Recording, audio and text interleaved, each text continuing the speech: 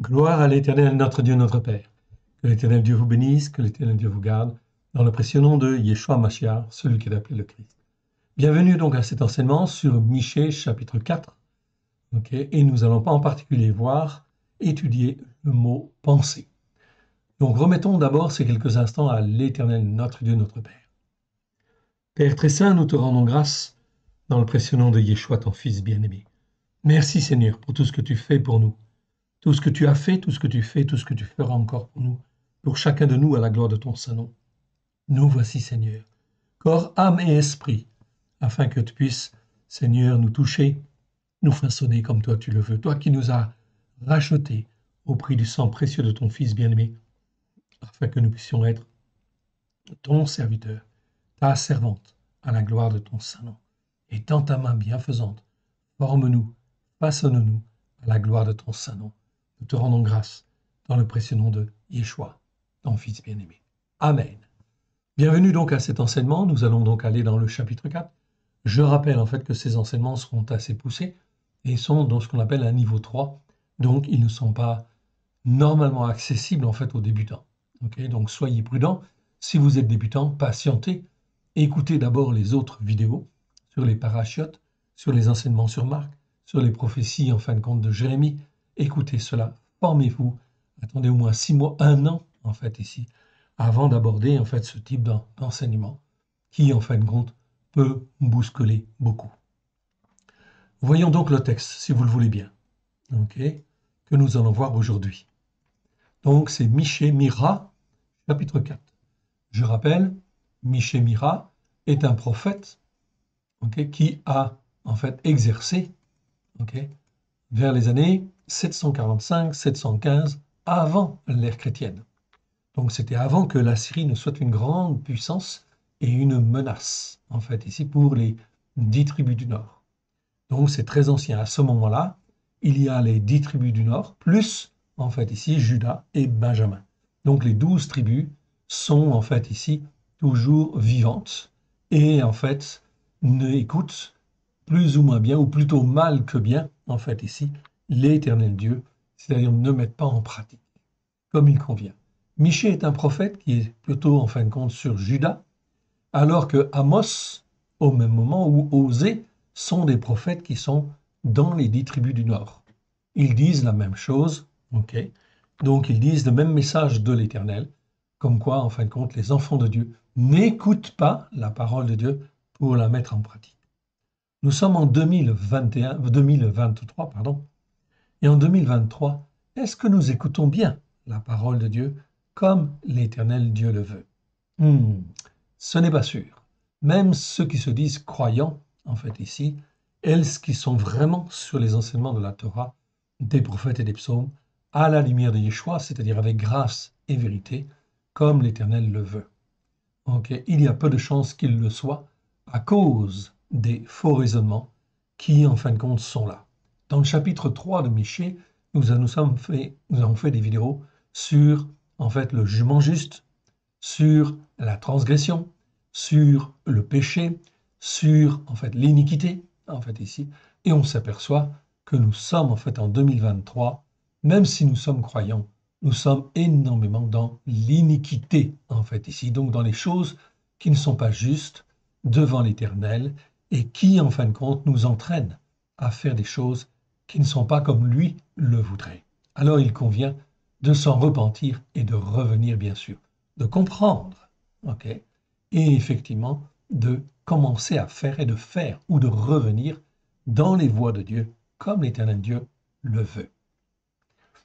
Je vous rappelle qu'à ce moment-là, au moment de Michée Mira, eh bien effectivement, les 10 tribus du Nord n'écoutaient pas. Résultat des courses, elles vont être finalement détruites, dispersées. Donc la destruction de Samarie a lieu en 722 avant l'ère chrétienne. À ce moment-là, en fait, la Samarie est détruite, les 10 tribus du Nord sont dispersées, emmenées en captivité, ou en fin de compte, certains se sont enfuis, oui bien sûr, enfuis parmi les nations. 136 ans plus tard, eh bien, c'est le tour de Juda et de Benjamin, de Jérusalem très particulièrement, qui va être détruite par Nebuchadnezzar cette fois-ci, qui a en fait dominé sur la Syrie et qui est devenue la grande puissance de l'époque. Il en est de même aujourd'hui. Nous sommes en 2023. Okay. Nous ne sommes pas dans l'obéissance à l'Éternel Dieu comme l'Éternel Dieu le veut. Voilà pourquoi les fléaux en fait vont venir, l'épée, la peste, la famine, ou bien sûr, la détresse oppressante, la détresse oppressante même qui amène l'angoisse, oui, va venir, avec des peuples qui vont dominer à droite, à gauche, comme aujourd'hui nous le voyons avec l'URSS. Ceci, en fin de compte, bien évidemment, est permis par l'Éternel, afin effectivement que les nations puissent être secouées et aussi, en fin de compte, s'élever contre la Russie, afin effectivement de créer en fait un royaume mondial qui sera un royaume mondial de 10 cornes, donc de 10 pays qui vont dominer la planète. Quand ces 10 pays domineront la planète, il y aura donc l'équivalent donc de 10 rois ou de 10 chefs en fait ici. Et en fin de compte, lorsque cela sera constitué, lorsque le royaume mondial sera constitué, 3 des 10 vont tomber. Et c'est là que l'Antichrist, celui qui est contre Christ, deviendra le roi du monde. Donc tout cela, nous le verrons, oui, de nos yeux. L'enlèvement n'a pas lieu avant, effectivement, que l'Antéchrist ne paraisse.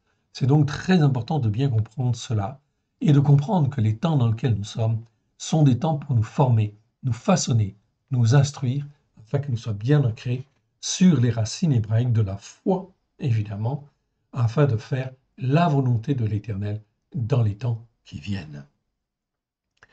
Voyons maintenant un petit peu le texte, si vous le voulez bien, de Michée 4. Ok. Il est très très important ce chapitre. Il nous parle en fait ici d'une manière prophétique sur ce que l'Éternel va faire dans les temps qui viennent. Il arrivera dans la suite des temps que la montagne de la maison de l'Éternel sera fondée sur le sommet des montagnes, qu'elle s'élèvera au-dessus des collines et que les peuples y afflueront. Okay. Au-dessus des montagnes, c'est-à-dire de tout ce qui a été élevé dans nos sociétés. Et bien sûr, en fin de compte, la montagne de Sion, c'est la montagne spirituelle de l'Éternel. Elle va s'élever sur la terre. Pas maintenant, on verra. Des nations s'y rendront en foule et diront, venez, montons à la montagne de l'Éternel, à la maison de l'Élohim de Yaakov, afin qu'il nous enseigne ses voies et que nous marchions dans ses sentiers. Car de Sion sortira la Torah et de Yerushalayim la parole de l'Éternel. C'est donc ici des paroles prophétiques extraordinaires, où l'on voit en fait ici que des foules des nations viendront en foule et en fin de compte viendront écouter et être enseignés en fait auprès de l'Élohim de Yaakov sur effectivement les voies en fait et les sentiers de l'Éternel. Car de Sion sortira la Torah et de Yerushalayim la parole de l'Éternel. Ce n'est pas moi qui le dis, c'est la parole de Dieu. C'est donc bien écrit. La Torah donc, en fait ici, va donc revenir et être à l'ordre du jour. Voilà pourquoi il convient pour nous qui sommes vivants aujourd'hui de bien comprendre la dimension prophétique de l'Éternel et effectivement d'apprendre à être justement dans la Torah, en fait ici, comme l'Éternel de Dieu le veut, avec grâce et vérité. Verset 3. Il sera le juge d'un grand nombre de peuples. Qui est cela? Yeshua, oui, bien sûr. L'arbitre de nations puissantes, lointaines. De leurs glaives, ils formeront des hoyaux et de leurs lances des cèpes. C'est-à-dire qu'il n'y aura plus besoin, en fin de compte, de glaives, il n'y aura plus besoin d'épées, en fait, ici. On formera, en fait, des instruments de paix, en fait, ici. Une nation ne tirera plus l'épée contre une autre, et on n'apprendra plus la guerre. Ils habiteront chacun sous sa vigne et sous son figuier. Il n'y aura personne pour les troubler, car la bouche de l'Éternel des armées a parlé.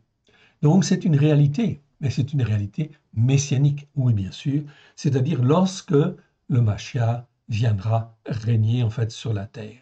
Verset 5. Tandis que tous les peuples marchent, chacun au nom de son Dieu, nous marcherons, nous, au nom de l'Éternel, notre Elohim, à toujours et à perpétuité. Donc vous voyez, nous aurons encore en fait un rôle à jouer alors que l'ennemi sera lié, afin de former, façonner en fait les nations. En ce jour-là, déclaration de l'Éternel, je recueillerai l'œil boiteux, je rassemblerai ceux qui étaient chassés, ceux que j'avais maltraités. Des boiteux, je ferai un reste, de ceux qui étaient chassés, une nation puissante, et l'Éternel régnera sur eux à la montagne de Sion, dès lors et pour toujours. Et toi, tour du troupeau, colline de la fille de Sion, à toi viendra, à toi arrivera l'ancienne domination, le royaume de la fille de Yerushalayim. Pourquoi maintenant pousses-tu des cris? N'as-tu point de roi? Plus de conseiller pour que la douleur te saisisse comme une femme qui accouche. Fille de Sion, souffre et gémis comme une femme qui accouche, car maintenant tu sortiras de la ville et tu habiteras dans les champs. Tu iras jusqu'à Babel, c'est-à-dire jusqu'à Babylone. Là, tu seras délivré. C'est là que l'Éternel te rachètera de la main de tes ennemis. Donc l'Éternel promet bien sûr qu'il nous rachètera, qu'il nous a déjà rachetés et qu'il rachètera encore beaucoup de monde. Maintenant, beaucoup de nations se sont rassemblées contre toi. Qu'elles soient profanées, disent-elles, et que nos yeux se rassasient de Sion. Mais elles ne connaissent pas les pensées de l'Éternel. Ici, nous voyons le mot penser, que nous allons en fait étudier plus en détail. Penser, c'est le mot marachava, marachavot au pluriel. Okay. Donc on va le voir plus en détail. Mais elles ne connaissent pas les pensées de l'Éternel. Elles ne comprennent pas son dessein, en fait ici, ou son plan, ou son témoignage. Elles ignorent qu'il les a rassemblées comme des gerbes dans l'air. Fille de Sion, lève-toi et foule, je te ferai une corne de fer et des ongles d'airain, et tu broieras les peuples nombreux. Tu consacreras leurs biens à l'Éternel et leurs richesses au Seigneur de toute la terre. Maintenant, fille de troupe, rassemble tes troupes, on nous assiège, avec la verge, on frappe sur la joue, le juge d'Israël. Donc, c'est encore, en fait, ici, pour beaucoup, des paroles ou des versets qui n'ont pas livré encore toute leur lumière, oui, bien sûr. Okay, il y a un temps pour tout. On comprend qu'il va se passer des choses extraordinaires, et c'est à cela que nous sommes appelés, à être les serviteurs et les servantes de l'Éternel, notre Dieu, à la gloire de son saint nom, sur la montagne de Sion. Voilà pourquoi il convient de se préparer et de se poser en fait les bonnes questions. Et en fin de compte, je vous renvoie aux enseignements de Michée 3, où nous avons parlé d'avoir un jugement juste, première chose, de savoir mieux ce que c'est que le péché. En fait, ici, nous avons fait 4 vidéos sur le péché. Nous avons fait une vidéo sur la transgression, en fait, également, de savoir ce que c'est qu'une transgression. Et nous avons fait des vidéos aussi sur l'iniquité, 4 vidéos sur l'iniquité. Et enfin, une vidéo sur l'avla. Iniquité, c'est important de bien comprendre ce que cela veut dire. Voilà pourquoi il faut étudier, il faut revoir, il faut se recaler. Le but, en fin de compte, de tout ça, c'est d'avoir un jugement juste et de produire des pensées qui soient justes devant l'Éternel, notre Dieu. Ok, on va voir le mot penser, si vous le voulez bien. Le mot penser, c'est le mot maracheva. Ok, je vais vous le montrer. Ok, je ne l'ai pas ici, en fait ici, non, pas vraiment. Si, je l'ai un peu ici, mais on va aller le chercher en fait ailleurs, on va aller le chercher dans le chapitre 6 de la Genèse. Ok. Et en fait, on va aller en fait au verset 5. Au verset 5, mais on va aller dans la définition en fait ici. Ok. Dans la définition même du mot, en fait ici, marachava. Voilà, je vous l'ai donné en fait ici. Je vous le donne en grand, je vais même l'agrandir en fait encore un peu. Ici, là on a tous les versets. Ok, sur le mot penser. Ok. Donc le mot penser, ok, c'est marachava. Ça s'écrit comme ça, marachava, en fait, ici. Au pluriel, marachavot. Ou alors, dans certains versets, en fait, marchevet. Au pluriel, marchevot. En fait, ici, comme on le voit, en fait, ici. Ok. Ce mot penser, marachava, existe 56 fois dans 52 versets de la Bible. C'est un mot, en fin de compte, dont la référence Strong, c'est 04 284, comme vous le voyez là. C'est traduit la plupart du temps par pensée, projet, dessin, but, plan, mauvais dessin, complot, etc. Okay. En fait, le mot Mahashava ou Mahashevot se compose de plusieurs racines élémentaires. D'abord, donc on parle toujours d'abord en racine double ou racine simple, ou racine à 3 lettres, mais en réalité, c'est bien souvent la racine fondamentale élémentaire de l'hébreu, c'est en fait les racines simples ou les racines doubles. Donc ici, on a même ret. La première, en fait, ici, racine élémentaire. La deuxième, c'est en fait shin bet. Et la troisième, la racine élémentaire, eh bien, c'est et, la lettre et, tout simplement. Ici, je vous les ai détaillés pour vous donner en fait un petit exemple. Le fait qu'un mot et en fait ici soit aussi long que celui-là, Mahashava, okay, c'est effectivement en fait pas tout à fait normal quelque part. C'est en fait ici un mot composé, si on peut dire. Donc c'est pour ça que c'est difficile de traduire ces mots-là dans nos langues par un seul mot en général. C'est un petit peu dommage en fait ici, parce qu'on manque quelque chose. La première nous parle là de manifestations extérieures liées à un travail élémentaire et personnel. La deuxième exprime là donc un travail sur soi-même en fait ici, okay, dans le but d'une manifestation extérieure. Okay. La deuxième racine exprime là soit un retour ou un rétablissement à un état primitif ou initial, soit un état de captivité dans lequel on peut se retrouver. Okay. C'est assez intellectuel, je suis d'accord. Et la troisième, en fait, racine, c'est le « et », nous parle de durée dans le temps, de choses qui ne changeront plus. Le mot hébreu en résumé ici, eh bien, ça voudrait dire, tout simplement, ici, nous parle d'idées ou de pensées qui nous façonnent dans un certain état, soit bien ou soit mal. Donc, au départ, des idées que l'on, en fin de compte, fait dans la tête, que l'on a dans la tête, et qui, en fin de compte, ici, génère un certain état, okay, qui est un état renouvelé ou qui est un état captif.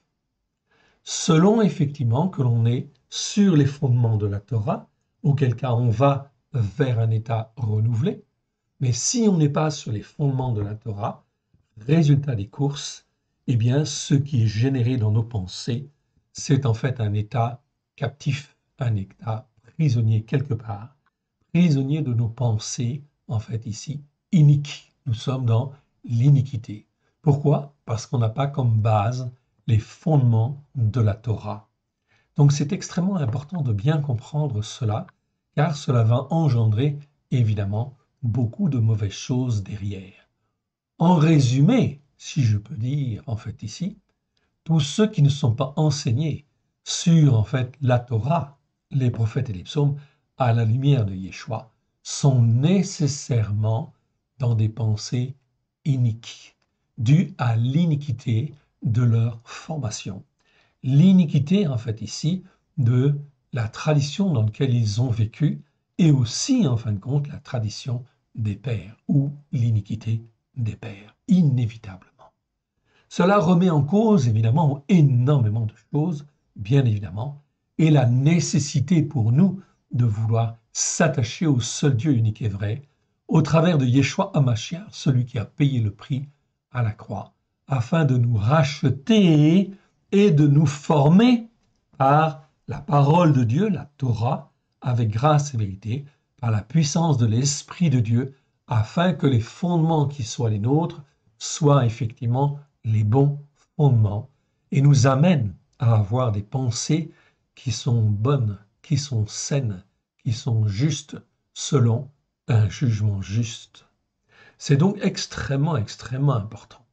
Ce mot n'est pas toujours bien traduit, bien sûr.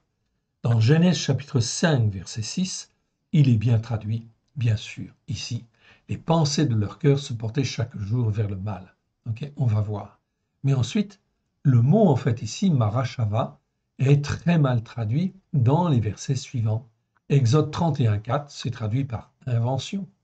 Okay, 35, 32, c'est traduit par invention.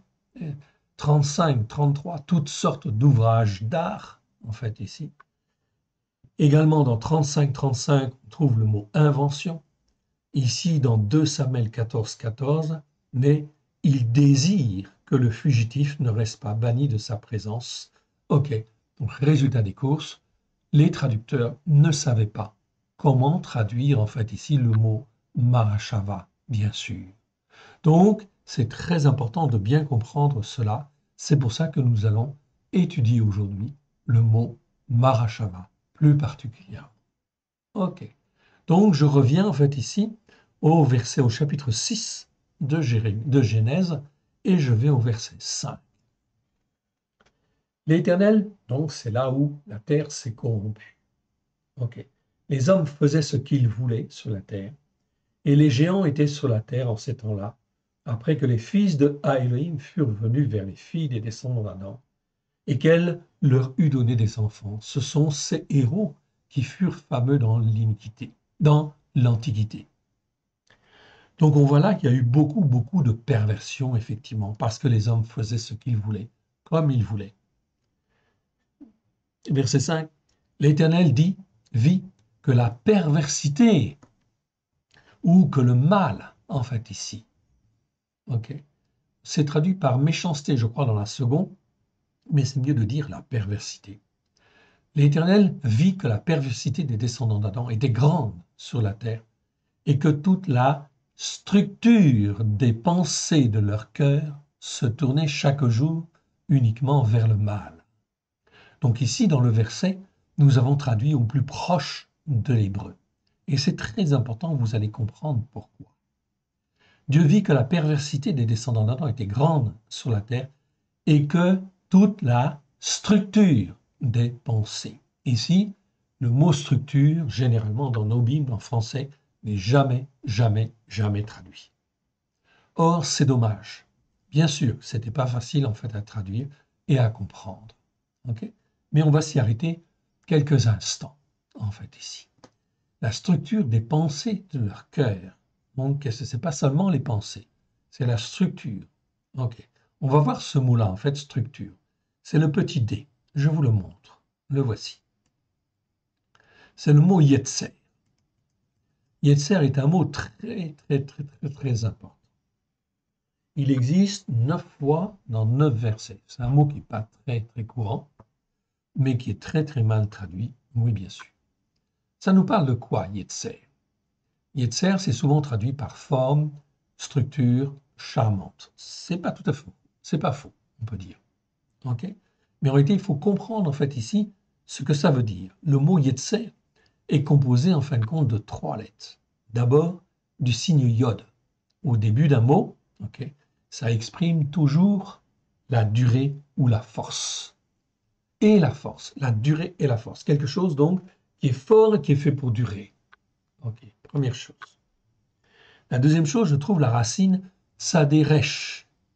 Saderesh indique toute idée de formation, de configuration élémentaire, tout ce qui donne en fait une forme, en fait ici, quelque chose en fin de compte ici de, comment dire, de structuré, comme par exemple une charpente.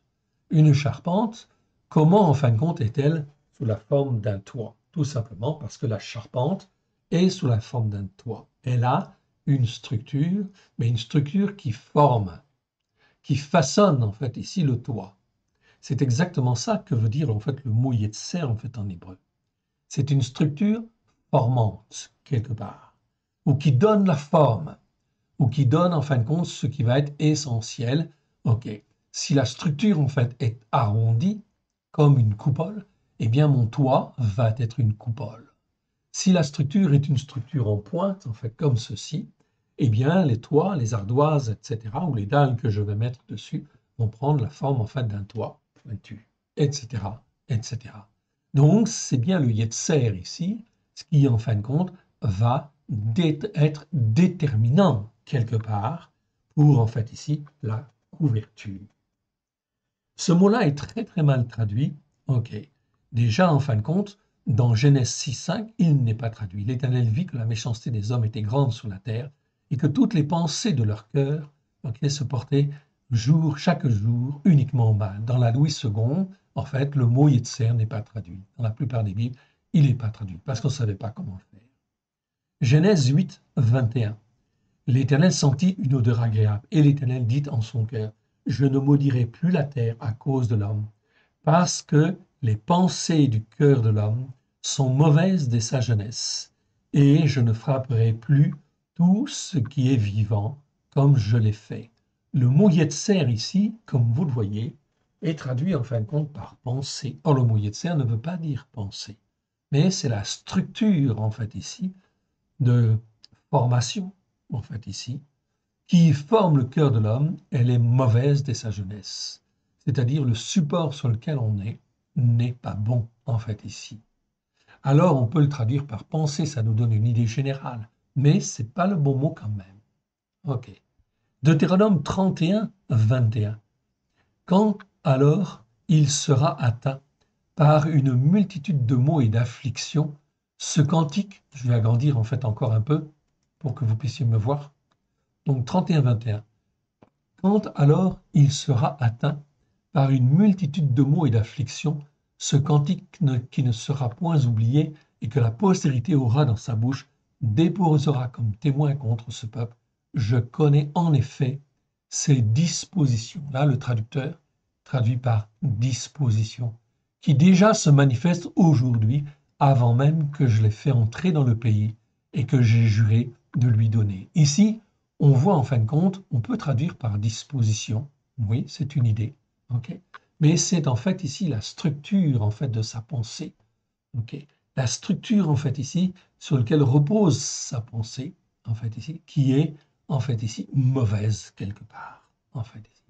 Donc on peut dire les dispositions de l'intérieur quelque part, en fait ici, qui déjà se manifestent aujourd'hui, avant même que je l'ai fait entrer dans le pays et que j'ai juré de lui donner. Donc l'Éternel sonde les cœurs, sonde les reins, et il voit justement sur quelle base ou sur quelle structure, en fait, justement, on se fonde, en fait, ici. 1 Chronique 28, 9. Et toi, Salomon, mon fils, connais le Dieu de ton père et sers-le d'un cœur dévoué et d'une âme bien disposée, car l'Éternel sonde tous les cœurs et pénètre tous les desseins et toutes les pensées. Toutes les pensées, oui, mais tous les desseins, c'est tout en fait ici la charpente, la structure en fait ici, ou les fondements sur lesquels tu te reposes. Est-ce que tu te reposes bien sur les fondements de la Torah, des prophètes et des psaumes? Dans ce cas-là, c'est bien. Si tu le cherches, il se laissera trouver par toi, mais si tu l'abandonnes, il te rejettera pour tout. 1 Chronique 29, 18. L'Éternel, Dieu d'Abraham, de Isaac, d'Israël, nos pères, maintient à toujours dans le cœur de ton peuple ses dispositions. Non, c'est cette structure formante, en fait ici, que constituent en fait les enseignements de la Torah, et en fait de garder ses pensées et affermir son cœur en toi. Les pensées sont les résultats de notre formation, de la structure sur laquelle en fait on repose en fait ici, que l'on a adopté. Oui, bien sûr. Okay. Psaume 103, verset 14. Car il sait de quoi nous sommes formés, en fait ici. Voilà en fait ici comment le traducteur traduit en fait ici le mot, en fait ici, comment Yetzer, par formé. Il se souvient que nous sommes poussière, donc il vaut mieux effectivement revoir ces versets, on est bien d'accord là-dessus. Ok. Donc comme on n'est que poussière, il faut forcément que l'on repose, nous, sur quelque chose de solide, sur des fondements, sur une structure, enfin ici, qui soit déjà bien organisée et infaillible. Donc ça ne peut être que les enseignements de base de la Torah, des prophètes et des psaumes. Ésaïe chapitre 26, verset 3. À celui qui est ferme dans ses sentiments, ici, le traducteur a traduit par sentiment, c'est n'importe quoi. À ferme et ferme dans ses fondements, dans sa structure formante. En fait, ici, on pourrait dire cela. Tu assures la paix, parce qu'il se confie en toi. Voilà, en fait, ici, on voit bien la nécessité d'avoir des fondements, une structure, en fait, ici, qui forme, qui façonne de manière à ce que le raisonnement soit bon. Ésaïe 29, 16. Quelle perversité est la vôtre! Le potier doit-il être considéré comme de l'argile pour que l'ouvrage dise de l'ouvrier, il ne m'a point fait, pour que le vase dise au potier, pour le vase dise au potier, il n'a point d'intelligence. Certainement ici que le mot traduit par vase nécessiterait d'être revu et retravaillé. Oui, bien sûr, je n'ai pas eu le temps de le faire. En fait, ici, on aura l'occasion, en fait, d'y revenir, bien sûr. Donc ici, il y a quelque chose qui ne va pas dans ce verset. Habakkuk 2,18. À quoi sert une image taillée pour qu'un ouvrier la taille? À quoi sert une image de fonte qui enseigne le mensonge pour que l'ouvrier qui l'a faite place en elle sa confiance, tandis qu'il fabrique des idoles muettes? Ici, en fait, le mot n'est même pas traduit, on traduit par en elle, tout simplement. Ça manque, en fait, ça nécessite d'être retravaillé. Nous le ferons, oui, bien sûr.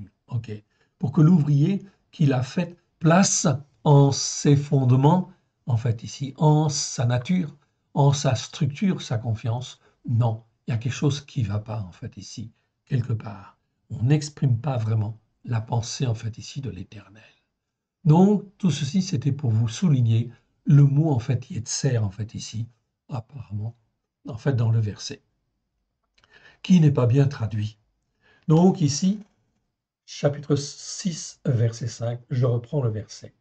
L'Éternel vit que la perversité des descendants d'Adam était grande sur la terre et que la structure formante des pensées de leur cœur se portait chaque jour uniquement sur le mal, ou que la structure des pensées, si on peut parler comme ça, en fait ici de leur cœur, se portait chaque jour uniquement vers le mal. Donc leurs pensées sont totalement déformées parce qu'ils n'ont pas les bons fondements.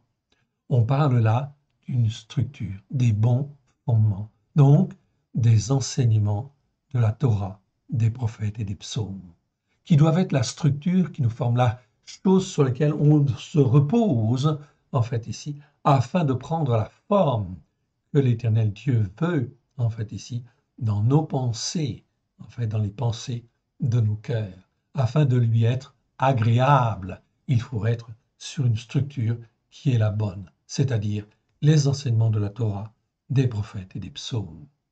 Allons voir un petit peu plus loin le mot penser. On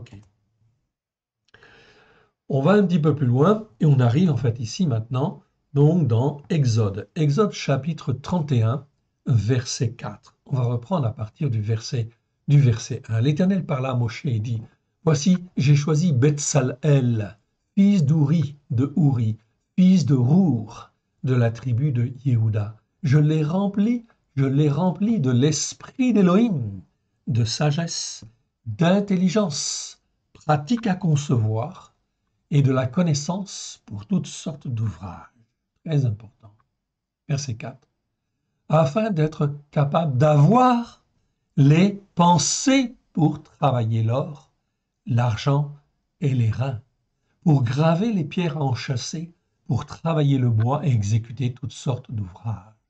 Donc ici, afin d'être capable d'avoir les pensées, pas capable de faire des inventions, ça, c'est pas mauvais en soi, mais ça ne traduit pas en fin de compte ici l'action en fin de compte de Dieu qui agit en fin de compte dans l'esprit de l'homme afin qu'il puisse avoir les pensées adéquates pour travailler l'or, l'argent ou les reins, ou les pensées pour faire ceci ou pour faire cela, bien évidemment. C'est apprendre la dépendance à l'Éternel, notre Dieu, notre Père. Oui, bien sûr.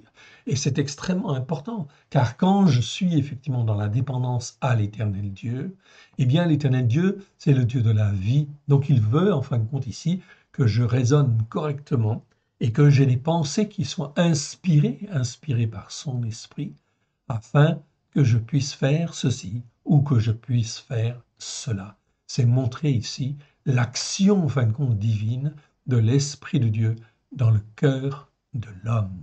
À ce moment-là, l'homme est capable de faire des choses qui dépassent, en fait, ici, l'entendement. Oui, bien sûr.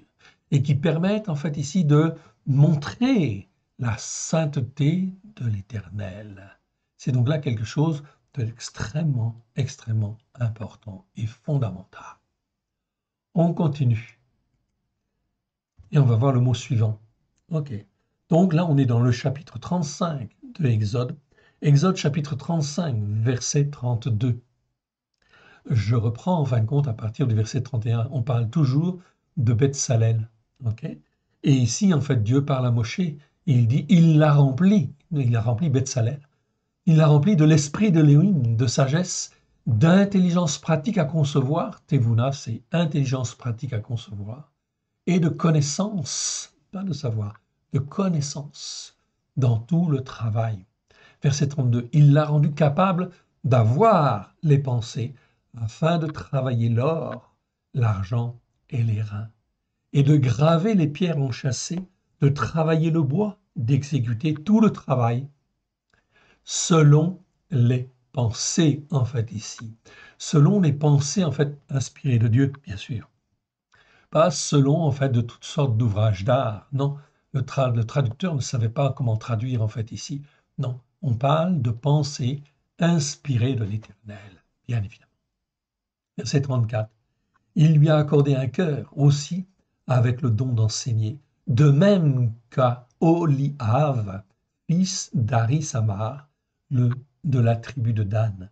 Il les a remplis pour être rendus sages de cœur, pour exécuter tout le travail d'un ouvrier spécialisé. Okay. Donner la capacité de faire, de broder et de tisser les fils bleus, pourpre, rouge écarlate, du vert coccus silicis et le fin lin, afin de faire tout le travail et matérialiser les pensées. Ah, très important. Matérialiser les pensées que l'Éternel Dieu lui donne, que l'Esprit de Dieu lui donne pour faire ceci ou pour faire cela. C'est là que l'on voit que c'est effectivement un ouvrage d'art, mais un ouvrage d'art divin, en fait, aussi quelque part, parce que les pensées viennent de l'Éternel. C'est donc très important de comprendre cela, parce que nous sommes en 2023 et jamais, en fin de compte, on nous a enseigné ces choses-là dans, en fait, les assemblées où nous étions. Et en fin de compte, il faut que l'Éternel Dieu nous montre, en fait ici, nous explique comment, en fin de compte, il travaille afin effectivement que nous puissions aussi nous améliorer et apprendre à dépendre de l'Éternel. C'est ça qui est le plus important. Et en fin de compte, d'apprendre à écouter l'Esprit d'Élohim afin qu'il nous guide, nous forme, nous façonne, afin de faire les œuvres que lui a préparées d'avance, afin de glorifier son nom et le nom de celui qu'il a envoyé. Amen. On continue en fait ici. Donc on a vu en fait matérialiser les pensées en fait ici. On continue, on arrive dans 2 Samuel, chapitre 14. Okay. Chapitre 14, verset 14. Car enfin, nous sommes mortels, semblables à des eaux répandues à terre, et qu'on ne peut plus recueillir, mais Elohim n'enlève pas la vie. Il conçoit ses pensées en vue de ne pas repousser à jamais celui qui est banni de sa présence. Ah, ça c'est intéressant. On va reprendre.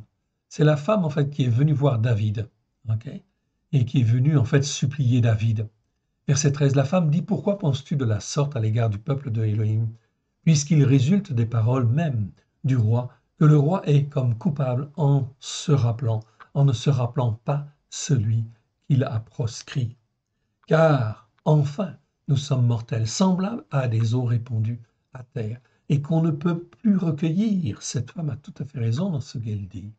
Car, enfin, mais l'Élohim n'enlève pas la vie, il conçoit ses pensées en vue de ne pas repousser à jamais celui qui est banni de sa présence. Et oui, c'est effectivement exact, totalement exact. Les pensées de l'Éternel sont au-dessus de nos pensées. Et lorsqu'il voit le méchant, Dieu ne veut même pas la mort du méchant. Ce qu'il veut, c'est qu'il se repente et qu'il change de voie. Quand en fait un homme est proscrit ou banni de sa présence, ce n'est pas dans le but de le bannir ou de le rejeter, en fait, tout le temps. Non. C'est dans le but qu'il puisse revenir, se repentir et changer de voie. C'est donc très, très important. Donc, cette femme vient intercéder auprès de David en disant, David, il faut que tu rappelles ton fils, en fait, que tu as banni. Maintenant, si je suis venu dire ces choses au roi, mon Seigneur, c'est que le peuple m'a effrayé et ta servante a dit, je veux parler au roi, peut-être le roi fera-t-il ce que dira sa servante. Oui, le roi écoutera sa servante pour la délivrer de la main de ceux qui cherchent à nous exterminer, moi et mon fils, de l'héritage de Élohim. Ta servante a dit que la parole de mon Seigneur le roi me donne le repos, car mon Seigneur le roi est comme un ange de Élohim prêt à entendre le bien et le mal. Que l'Éternel, ton Élohim, soit avec toi. Ici, cette femme, en fait, ici, intercède, en fait, aussi, plus particulièrement, apparemment, pour elle et son fils, oui, bien sûr, qui ont été bannis ou qui ont été bannis par les serviteurs, en fait, ici, de David. Donc ici, on voit, c'est extrêmement important de bien comprendre cette notion de pensée. Oui, bien sûr. OK. On continue. Ésaïe 55. Ésaïe chapitre 55. OK. Donc, vous voyez que le mot Mahashava n'est pas tout le temps utilisé. On est maintenant dans les prophètes et en fait dans Ésaïe chapitre 55. OK. Là, il est dit, en fin de compte, je ne dis pas depuis le début. En fait, ici, je devrais reprendre à partir du verset 6. Cherchez l'Éternel pendant qu'il se trouve, invoquez-le tandis qu'il est prêt. Que le méchant abandonne sa voie et l'homme d'injustice ses pensées. Donc, le désir de Dieu n'est même pas de rejeter l'homme qui est dans l'injustice, c'est-à-dire la veine. Souvenez-vous, je vous ai fait en fait une vidéo déjà sur le mot en fait aven, c'est pire que l'iniquité. En général, en fait ici, l'homme qui est dans la veine, eh bien effectivement, un piège sera dans sa vie et il va mourir. Ok, il est sur une pente glissante, en fait ici, mortelle quelque part. Et on ne voit pas dans la Bible des hommes qui, en fait ici, sont dans la veine et reviennent. Ce n'est pas en fin de compte comme l'iniquité. L'iniquité, c'est une chose, et la veine, ça, en fait, c'est une autre chose. La veine, c'est le domaine de l'injustice, où là, on ne revient pas en général. Okay, et le domaine de l'iniquité, okay, c'est avec un haïn au départ. Okay, le mot commence, avon commence par un haïn. Okay, on est dans l'iniquité, des choses qui peuvent être redressées si on se repent, si on revient vers l'Éternel. Sinon, la veine, ça commence par un aleph et non pas un haïn. C'est donc là quelque chose de fort, de puissant dans la méchanceté, dans l'injustice. Mais Dieu ne veut même pas en fait la mort qui est dans l'homme qui est dans l'injustice. Non, ce qu'il voudrait, c'est effectivement qu'il change de voie et qu'il revienne. Malheureusement, en fin de compte, ça ne se fait jamais. Tout au moins, la Bible, d'une manière certaine, nous montre aucun homme qui est dans la veine qui est revenu à l'Éternel. Que le méchant abandonne sa voie, que l'homme d'injustice ses pensées, c'est-à-dire ses manières de penser, c'est-à-dire que tout son yetzer, tout ce sur quoi il s'est basé en fait ici, son injustice, etc., sa voie en fait ici, qu'il abandonne toutes ces choses-là, okay, afin que ses pensées soient renouvelées et qu'il puisse venir vers l'Éternel.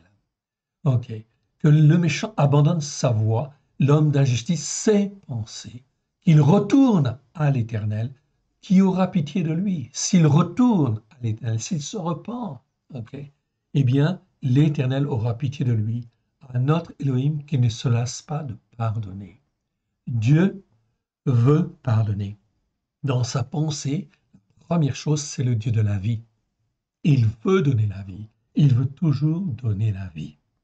C'est vraiment à contre-cœur que les choses, en fin de compte, se font et que l'homme, en fin de compte, se perd parce qu'il a décidé de ne pas revenir. Verset 8. Car mes pensées, Marashava, ne sont pas vos pensées. Les pensées de Dieu sont bien au-dessus, en fin de compte, des pensées des hommes, okay, qui, en fin de compte, veut toujours sauver. Et vos voix ne sont pas mes voix, déclaration de l'Éternel. Autant les cieux sont élevés au-dessus de la terre, autant mes voix sont élevées au-dessus de vos voix, et mes pensées au-dessus de vos pensées.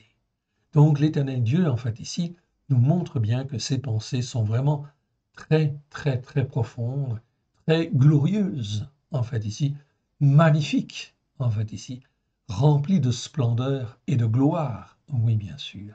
Et que si nous voulons, en fait, un tant soit peu comprendre un petit peu ces pensées, il convient, en fin de compte, d'être bien enseigné sur la Torah, les prophètes et les psaumes, sur le bon Yetzer, c'est-à-dire sur la bonne charpente, la bonne structure, afin que nous puissions en fait raisonner un peu mieux, être des fils et des filles d'Elion, ok, du Dieu Tout-Puissant, en fait de El Shaddai, en fait, afin de le comprendre, bien sûr, dans le cœur, ou de le comprendre un tant soit peu, afin de marcher dans ses voies. Yeshua, dans Jean 17, n'a-t-il pas dit, Seigneur, à l'Éternel Dieu, je leur ai donné ma gloire, afin que eux soient un, comme nous sommes un. La volonté de Yeshua, c'est bien de faire la volonté du Père, oui bien sûr, et en disant cela, il exprime pleinement la volonté du Père. Et c'est ce que nous devons aussi, en fait, essayer de comprendre dans nos pensées, afin d'être comme lui, évidemment, et de grandir dans sa vérité, à la gloire de son Saint. Verset 9. Autant les cieux sont élevés au-dessus de la terre, autant mes voix sont élevées au-dessus de vos voix, et mes pensées au-dessus de vos pensées. Donc il y a une grande différence entre nos pensées, notre manière de penser, et la manière de penser de l'Éternel Dieu, oui bien sûr. Bien sûr, on peut avancer, se former, se façonner, afin que l'écart diminue en fait un peu, bien évidemment. C'est ce que nous devons faire. Nous devons monter sur la montagne de Sion, afin effectivement, en fait ici, de se rapprocher en fait du Père. Oui, bien sûr, de la pensée du Père. Oui, bien sûr. Comme la pluie et la neige descendent des cieux et n'y retournent pas sans avoir arrosé, fécondé la terre, fait germer les plantes sans avoir donné de la semence au semeur et du pain à celui qui en mange, ainsi en est-il de ma parole qui sort de ma bouche, elle ne retourne point à moi, sans effet, sans avoir exécuté ma volonté et accompli mes desseins, c'est-à-dire les plans, en fin de compte, de l'Éternel, ses désirs. Le désir de Dieu est de sauver, ce n'est pas de détruire. C'est de mettre dans la détresse, oui, dans le but que l'homme et la femme puissent se poser les bonnes questions, dans le but de les sauver, tout au moins ceux qui écoutent et qui mettent en pratique. Ok. Oui, vous sortirez avec joie et vous serez conduits en paix. Verset 12. Les montagnes et les collines éclateront d'allégresse devant vous et tous les arbres de la campagne battront des mains. Au lieu de l'épine s'élèvera le cyprès, au lieu de la ronce croîtra la myrrhe, et ce sera pour l'Éternel une gloire, un signe perpétuel et impérissable. Le Seigneur sait ce qu'il fait. Il est en contrôle et il nous façonne, il nous forme, il nous fait passer par un certain nombre d'épreuves dans le but d'arriver à cela, à quelque chose de glorieux sur la terre, bien évidemment.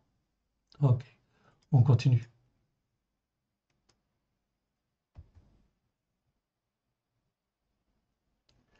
Ok, dans Ésaïe 55, donc ça c'est ce qu'on vient de lire, d'accord? 56, 55, 55, verset 7, verset 8, verset 9, ok, verset 9, voilà, ça on a vu. Maintenant on va dans Ésaïe chapitre 50, 59.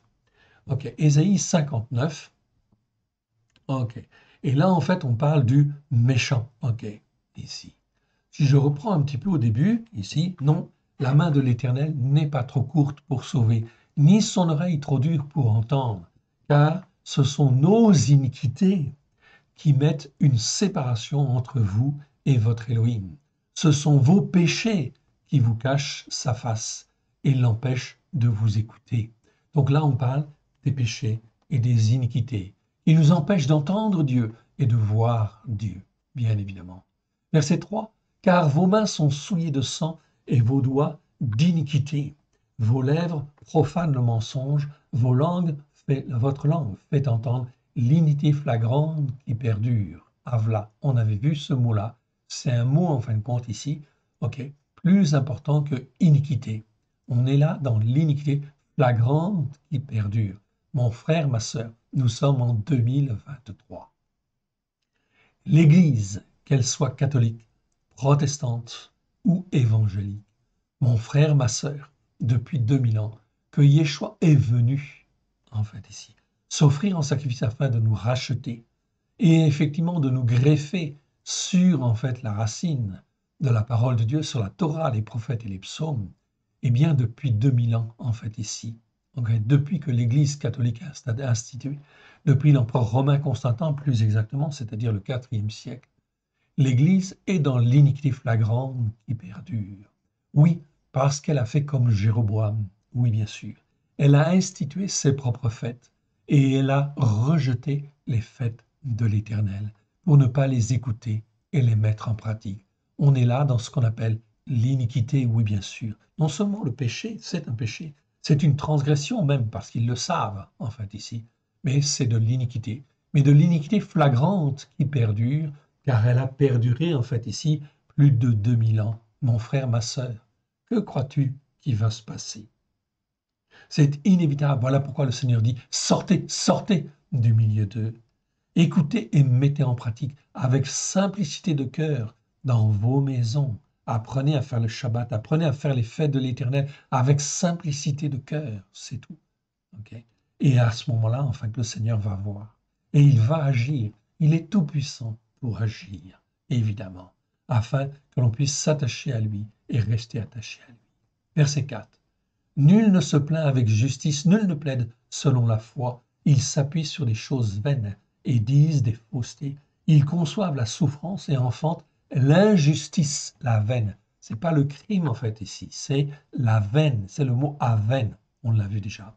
Ils couvent des œufs de serpents venimeux, ils tissent des toiles d'araignée. Celui qui mange de leurs œufs meurt, et si l'on en brise un, il sort une vipère.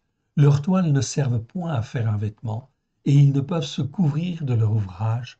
Leurs œuvres sont des œuvres d'injustice. Le Seigneur dit ici, pas d'iniquité, dit d'injustice, aven, et leurs actes de violence sont dans leurs mains. Leurs pieds courent au mal, et ils ont hâte de répandre le sang innocent. Leurs pensées sont des pensées d'injustice. Donc là, on est dans l'injustice, tout simplement, qui mène à la ruine. Aven, ça conduit toujours, toujours, toujours à la ruine. Mon frère, ma sœur, que crois-tu qu'il va se passer? La dispute, la discorde, la division, la détresse et la détresse angoissante vont être le lot de tous ceux qui, en fait, persévèrent dans l'iniquité, persévèrent dans l'iniquité flagrante qui perdure.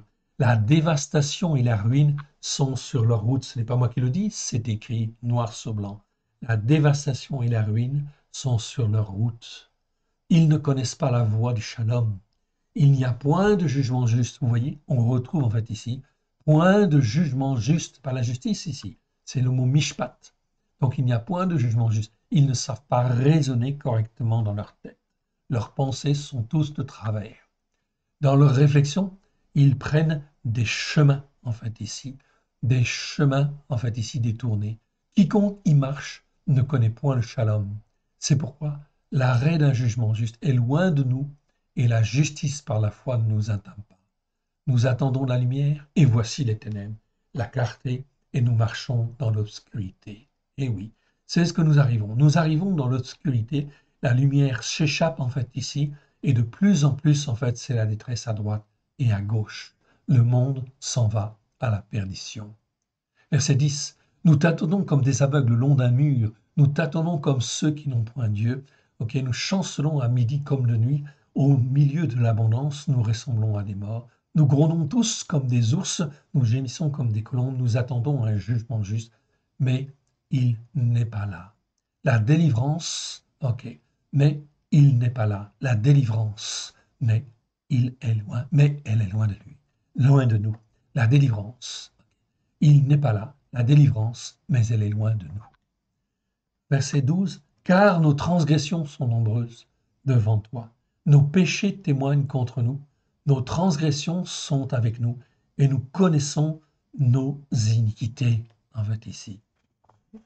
Nous avons été incoupables et infidèles envers l'Éternel. Nous avons abandonné notre Elohim. Nous avons parlé d'extorsion et de révolte, conçu et médité dans le cœur des paroles de mensonge.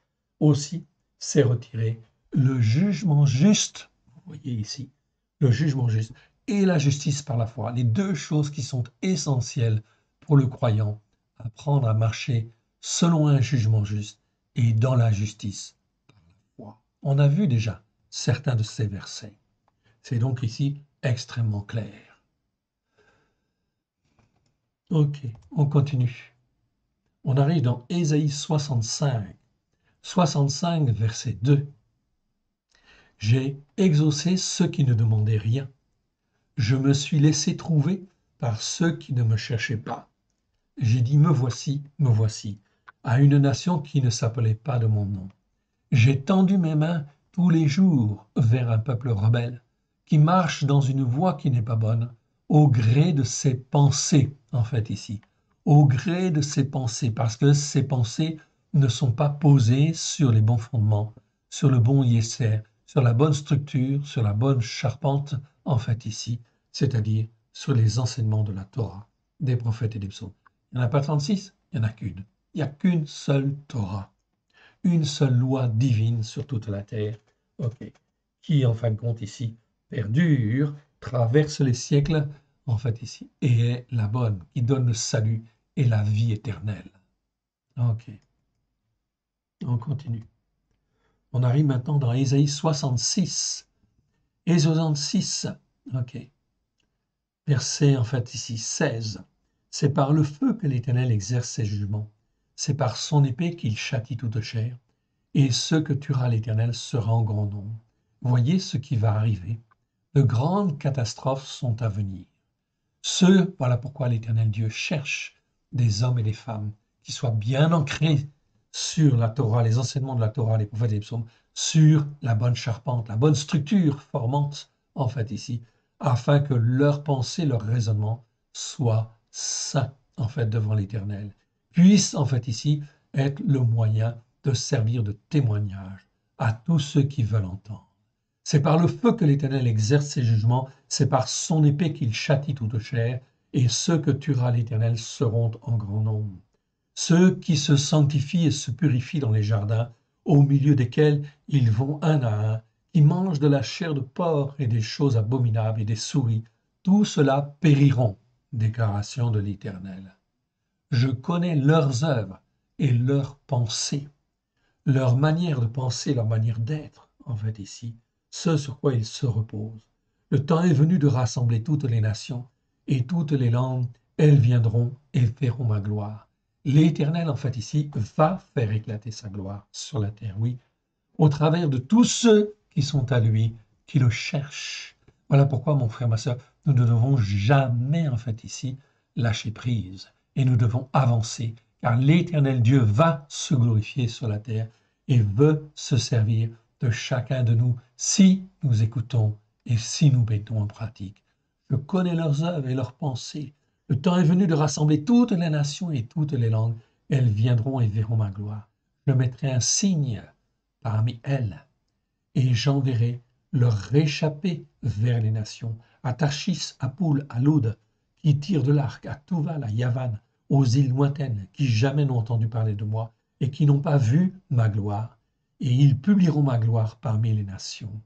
Et ils amèneront tous vos frères du milieu de toutes les nations en offrande à l'Éternel, sur des chevaux, des chars, des litières, sur des mulets, sur des dromadaires, à la montagne de ma sainteté.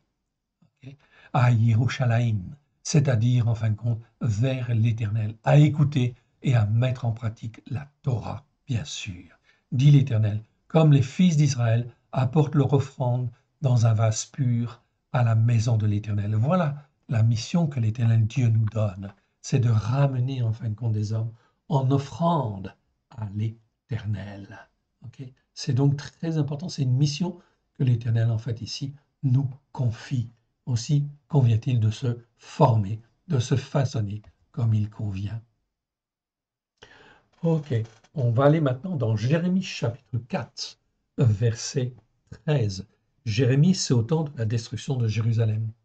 Voici le dévastateur s'avance, comme les nuées, ses chars sont comme un tourbillon, ses chevaux sont plus légers que les aigles. Malheur à nous, car nous sommes dévastés. Purifie, Jérémie, voilà ce que Jérémie dit, ce que l'Éternel dit au travers de la bouche de Jérémie. Purifie ton cœur du mal, Yerushalayim, afin que tu sois sauvé. Jusqu'à quand garderas-tu au-dedans de toi les pensées de ton injustice? Mon frère, ma sœur, ici encore, injustice à veine en réalité. Donc, parce que Judas garde en fait ici dans son cœur les pensées de l'injustice, on n'est en plus dans le péché, la transgression et l'iniquité ici. On est dans la veine, c'est-à-dire l'injustice. Donc, Jérusalem sera détruite. Pourtant, en fait, on est au début de Jérémie, Jérémie chapitre 4. Ok. Et ici, en fait, ici, l'Éternel, en fait, appelle son peuple à revenir de toutes les pensées, en fait, qu'il a, qui sont basées sur l'injustice et non pas sur les enseignements de la Torah avec grâce et vérité. On n'est pas sur les bons fondements.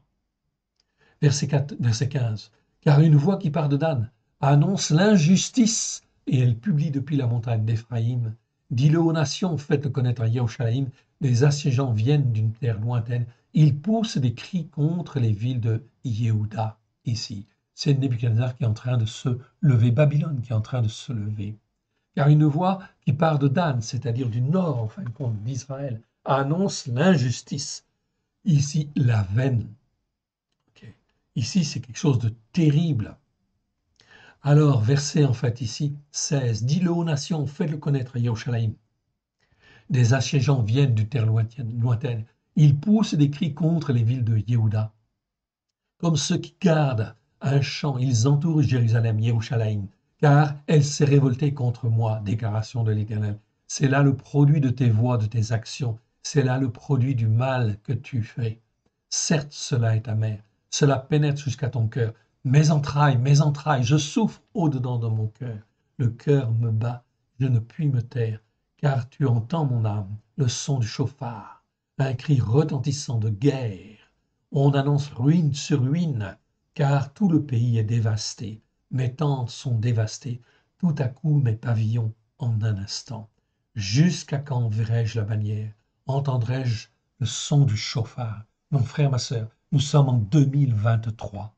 Nous entendons quelque part le chauffard spirituel qui sonne en fait en ce moment et qui avertit en fait les peuples et les nations de se repentir, de venir sur les enseignements de la Torah, de les écouter et de les mettre en pratique, afin de se laver en fait ici de toute injustice, de tout péché, transgression, iniquité, mais surtout de l'injustice qui vient de Dan, c'est-à-dire du nord en fait ici d'Israël, c'est-à-dire des 10 tribus du nord, qui ont influencé en fait ici Juda, bien évidemment. Donc Juda a été influencé par Israël, oui bien sûr, ok, par l'iniquité d'Israël. Voilà pourquoi nous ne devons pas nous laisser influencer par l'iniquité catholique, l'iniquité des protestants, l'iniquité des évangéliques, l'iniquité de toute autre colline ou montagne spirituelle, qu'elle s'appelle témoin de Jéhovah, ou qu'elle s'appelle en fait ici, ok, n'importe quelle autre dénomination, ok, toutes les dénominations, mon frère, ma sœur, ne sont que des montagnes et des collines qui se sont élevées contre la montagne de Sion.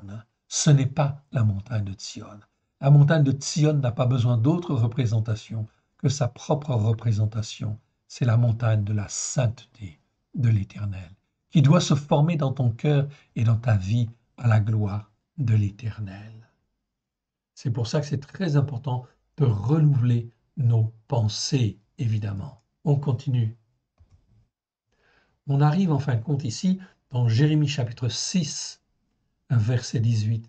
C'est pourquoi écoutez, nations. Donc le Seigneur, au travers de Jérémie, en fait, parle à toutes les nations. Il nous parle, nous sommes en 2023, il nous parle à nous, à toutes les nations, en fin de compte ici. En fait, il parle. Sachez ce qui leur arrivera. Assemblez des témoins parmi les peuples. Écoute, terre, voici, je fais venir sur ce peuple le malheur, fruit de ses pensées, Marachava. de toute la manière dont il a pensé, il a structuré en fait ici sa vie et en fait ici, cette voie-là qui perdure en fait ici, eh bien, va être jugée, condamnée. Elle apporte en fin de compte des fruits de malheur. Oui, elle apporte l'épée, elle apporte la famine, elle apporte la peste, elle apporte la détresse angoissante, la détresse oppressante et la détresse oppressante qui amène l'angoisse. Voici, je fais venir sur ce peuple le malheur, fruit de ses pensées. Pourquoi? Car ils n'ont point écouté, ils n'ont point été attentifs à mes paroles, ils ont méprisé ma Torah. En hébreu, Torati. Vous pouvez vérifier, c'est écrit ma Torah. Okay. Ils ont méprisé ma Torah. En 2023, mon frère, ma sœur, tous les hommes, toutes les institutions qui ont méprisé la Torah de l'Éternel vont être jugés. Car la Torah, elle est sainte, elle est pure, elle est la vérité. Oui, bien sûr. Et elle est sainte, elle sanctifie, elle purifie. C'est écrit dans les psaumes. Okay. C'est donc très important. Car ils n'ont point été attentifs à mes paroles, ils ont méprisé ma Torah. Nous sommes en 2023, nous sommes capables de comprendre cela.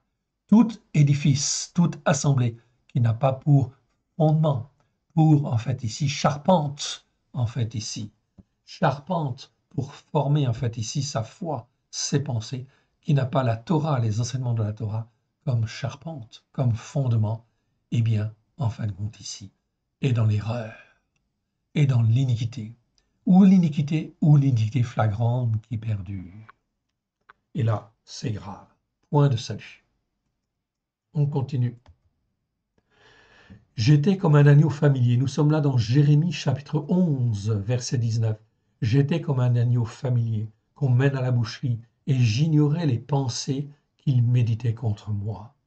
Détruisons l'arbre avec son fruit, retranchons-le de la terre des vivants, et qu'on ne se souvienne plus de son nom. Mais l'Éternel des armées est un juste juge qui sonde les grains et les cœurs. Je verrai ta vengeance s'exercer contre eux, car c'est à toi que je confie ma cause. Jérémie a toujours défendu la parole de Dieu. Ok, il était dans un milieu hostile, mais en fait, il était gardé. Il était gardé, en fin de compte, et l'Éternel l'a protégé et l'a gardé, bien évidemment, afin qu'il puisse témoigner. Mon frère, ma sœur, nous ne devons pas avoir peur des temps qui viennent.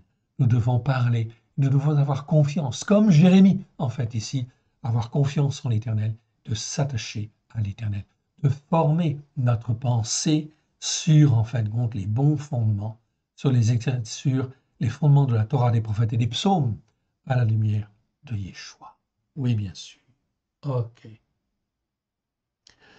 Donc, verset 20, mais l'Éternel des armées est un juste juge qui sonde les reins des cœurs, je verrai ta vengeance s'exercer contre eux, car c'est à toi que je me confie, que je confie ma cause. Verset 21, c'est pourquoi, ainsi parle l'Éternel, contre les gens d'Anatoth. Anatoth, c'était la ville natale, en fait, ici de Jérémie, qui en veulent à ma vie et qui disent, ne prophétise pas au nom de l'Éternel, ou tu mourras de notre main. Donc, il était menacé de mort. Verset 22, c'est pourquoi ainsi parle l'Éternel des armées. Voici, je vais les châtier. Les jeunes hommes mourront par l'épée. Leurs fils et leurs filles mourront par la famine. Aucun d'eux n'échappera, car je ferai venir le malheur sur les gens d'Anatoth l'année où je les châtierai. Donc l'Éternel est un juste juge.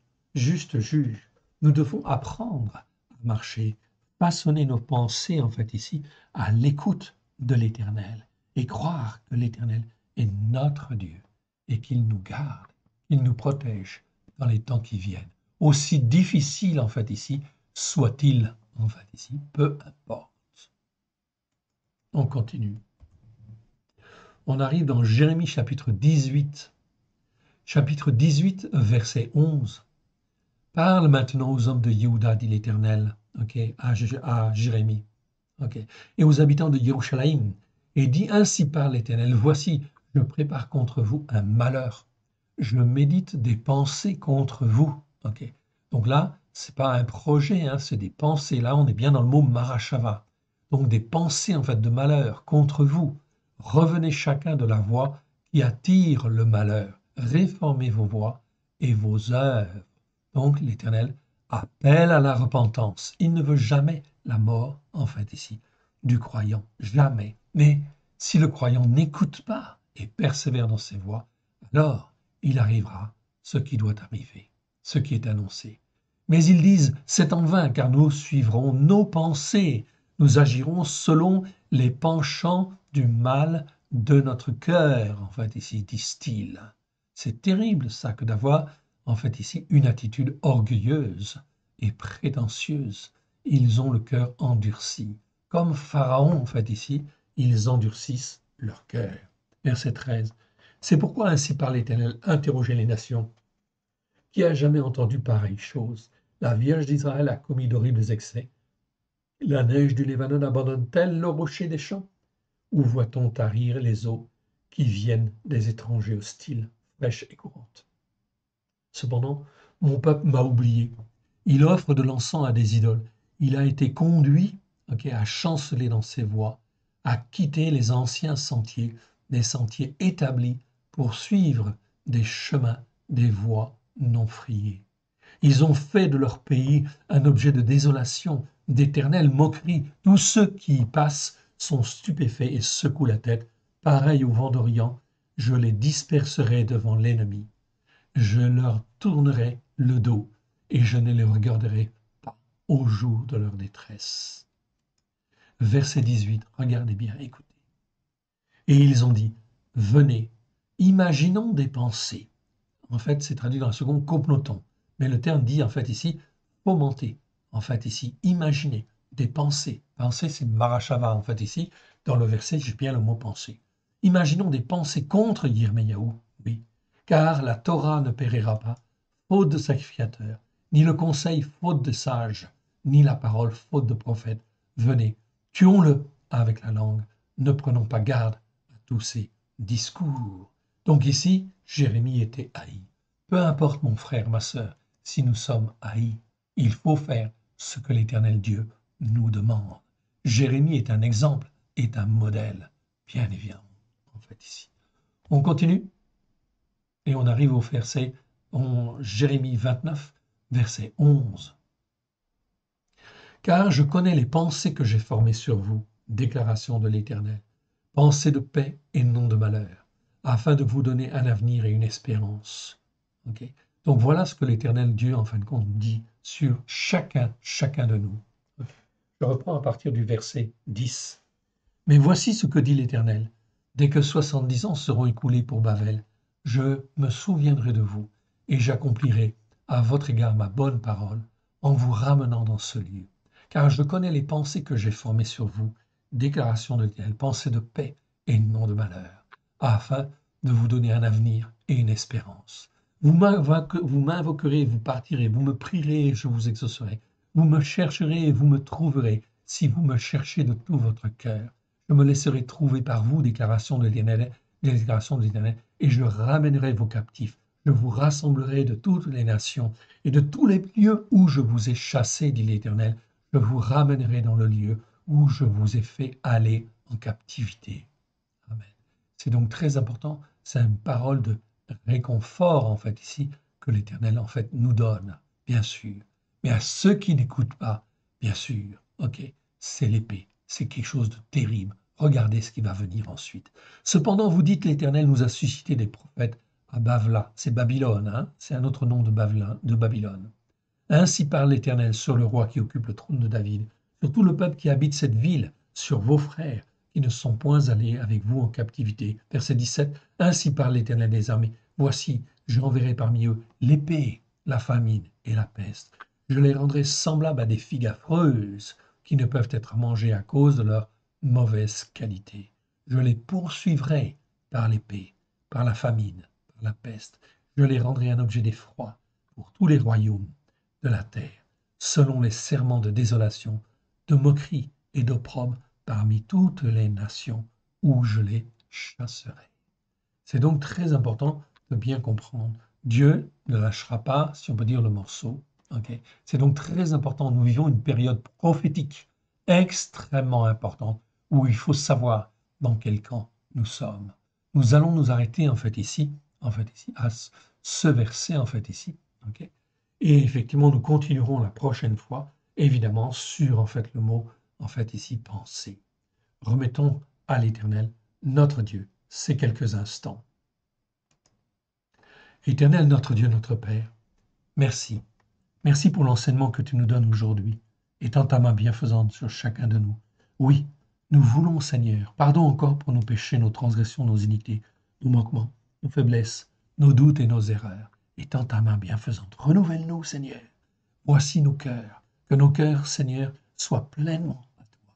Oui, que nous puissions être fondés, Seigneur, sur la structure que tu nous donnes, sur les enseignements de la Torah, afin que nos pensées puissent être renouvelées, formées, façonnées à la gloire de ton Saint-Nom, et que nous puissions être inspirés par ton Esprit afin de faire, dans les temps qui viennent, les œuvres que toi tu as préparées d'avance à la gloire de ton Saint-Nom et de celui que tu as envoyé. Aide-nous, mon Père, à te faire plaisir. Aide-nous, Seigneur. Nous voici, Seigneur, corps, âme et esprit. Parle, Seigneur, ton serviteur, ta servante, écoute. Amen, amen, amen. Que l'Éternel Dieu vous bénisse, que l'Éternel Dieu vous garde. À très bientôt. Shalom à tous.